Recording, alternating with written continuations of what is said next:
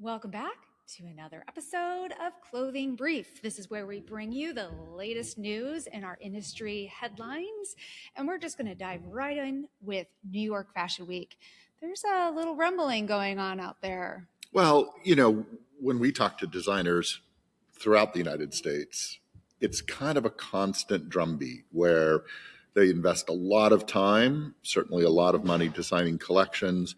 They go into these runway shows, and in the end, very little comes of it when it comes to designers. And so they're actively looking for more successful ways to see an ROI on the investment. And so I think New York Fashion Week is just another example of that challenge. Yeah. Years ago, the number one way you were going to be seen was on a runway show, and you were well recognized. After that, there would be collaborations, there would be people buy your collections, and that's just happening less and less. And so I think that's what's happening at New York Fashion Week. You've got rising costs, you've got all sorts of challenges that exist for designers in terms of ROI.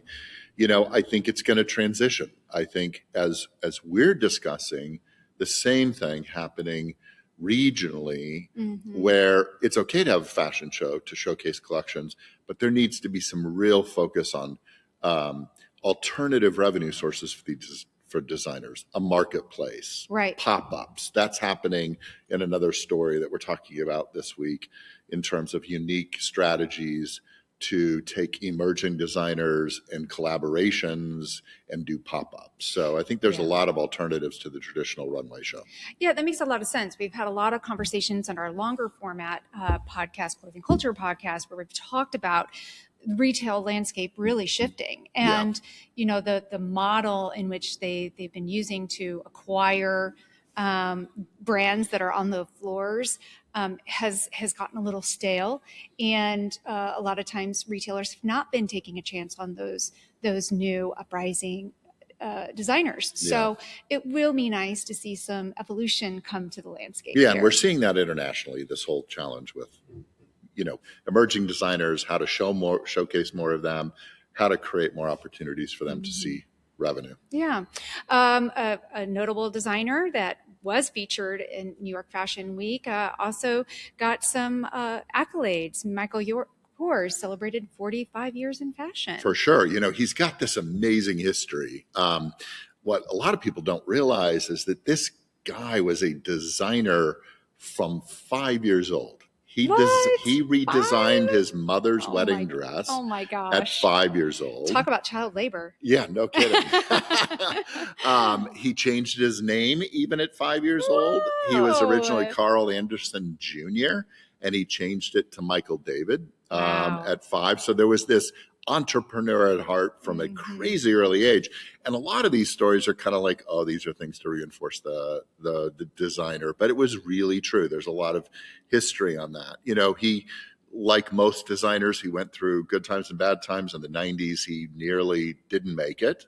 Late 90 through 2000, he was the designer for Celine, which a lot of people didn't. Or he was the fashion director for design director for Celine.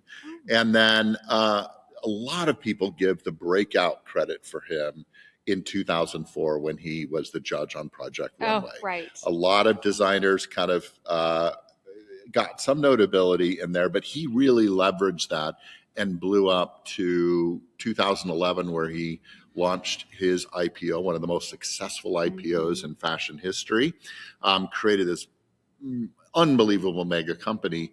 And in 2017, he bought Jimmy Choo. In 2018, he bought Versace. So he's leveraged this kind of empire to compete with LVMH and Kering and all those different things. He's not just a designer. He's this retailer at heart. He really focuses on designing great collections for women with this great American optimism. He's philanthropic as well. Huge. Yeah. His focus is on feeding the world. Yeah. And I think he's already donated over 100 million. Oh my gosh. So. Wow. Well, that's incredible. I love when successful entrepreneurship is leveraged into good beyond. Yeah. That's wonderful. In the last year, we talked a lot about this kind of shifting landscape with regards to creative direction with these big brands. There's so much disruption in the last year. Loewe has now unfolded their first campaign with their new creative director. Yeah, they've got two, Jack McCullough and Lazaro Hernandez. They really have. They're marking this kind of fresh new chapter after Jonathan Anderson's departure. Right. And, I think it's interesting. It showcases these great garments and accessories.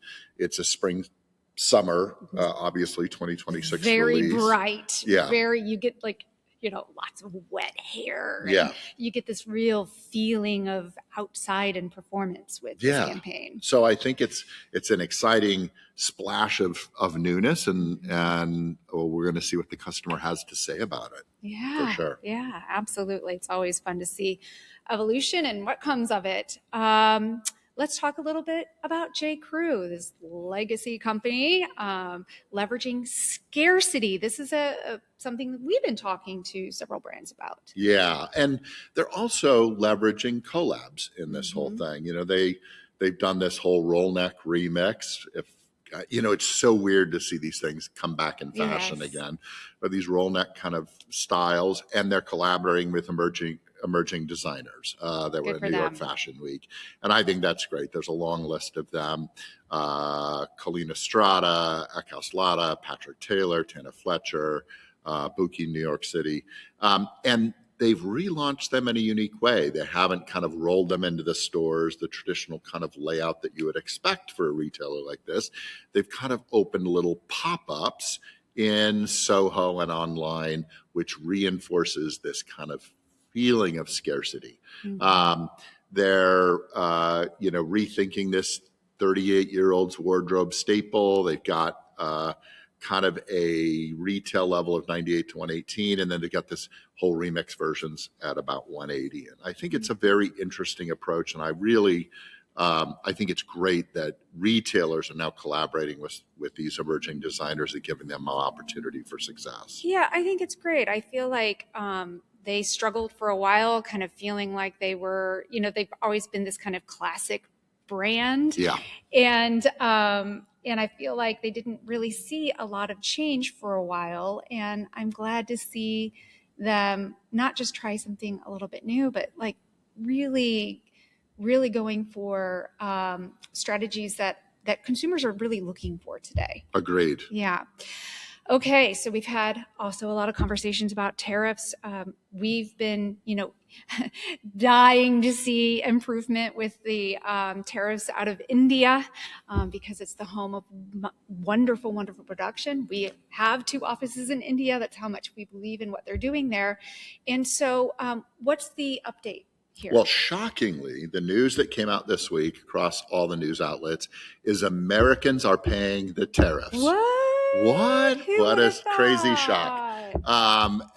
It's funny because, we've been talking about this forever and it's kind of obvious, but Americans are realizing that they're being taxed, right? Yeah. And so I think that we're going to see a balancing to tariffs. I think, for the last few that probably didn't recognize that. And as we start to see that impact of tariffs, there's going to be probably I think there's going to be a pullback from the aggressive tariff positions and the roller coaster rides we've been on with tariffs. And India was kind of the last surprisingly slow rollback to those tariffs. If you remember, there was a big penalty for 25% for India buying Russian oil, even though a number of other countries bought Russian oil, and that they had a very high tariff at 25%. And they are one of our largest allies. They're 1.5 or 6 billion people. Right. They speak the common English language. I'm glad there's a little bit of sanity that's creeping back into this. Yes. The negotiations probably were helpful to American farmers, et cetera, because India is kind of picking up on some agricultural products with the negotiation, probably offsetting some of the reductions that happened in China. We'll see. how that whole thing shakes down, but it is down to 18% eventually. We don't have a specific firm date on when the tariff will drop to 18%. Currently, they've removed the 25% penalty tariff for the Russian oil. It's currently sitting at, I think, 20% or 25% in India tariff. Now, again, just to remind you, that is a layer of expense or tax on top of existing duties that exist out there already. Yeah. In our business, a synthetic polo shirt has a 32% duty or tax that has been in place for a number of years. This is actually on top of that. Mm-hmm. So the rollback to 18% tariff, just so everyone knows, is in addition to the 20 or the 32% base tariff, let's say on a synthetic polo or something like that exists. So the tariffs are still, the taxation for Americans is still very, very high across the world, but we are seeing the relaxation of tariff. Well, that's at least some positive news on that front, moving in the right direction. Yeah. One final story that we'll share with you, we kind of leaked out 2 weeks ago. Of course, we were out last week, so we had the Rolodex version of our news update. But 2 weeks prior, we were sharing that we were getting a chance to explore a totally different side of fashion in our industry, that is the bridal side. So we had a chance to meet Randy Finoli at Kleinfeld. Wow, was that an experience? Mm-hmm. It did not disappoint. That is a group that truly cares about this industry and was a really wonderful experience. And it's really opened our eyes to the opportunities that exist in this wedding industry. It's a part of fashion that becomes part of many people's lives that choose to take that pivotal step. Moment, right? In getting married. But what's wild is it's not really talked about. You don't see a ton of it on runways all the time. And my God, what a business. When you walk into that store in Manhattan, it is churning thousands of dresses, lots of brides to be saying yes to the dress, including me. So that was really fun. You did say yes to the dress. So, so that of course is the biggest news in our weekly lineup. Yes, but, there you go. Well, thank you for joining us this week. We'll be back here, same time, same place next week. And of course, we're continuing to roll out new episodes of Clothing Culture. Do not forget to check that out on any platform where you subscribe to your podcast. And we look forward to keeping you in the loop on the latest and greatest news on Clothing Brief. Thank you for joining us. Don't forget to subscribe to stay apprised of new conversations. See you next week.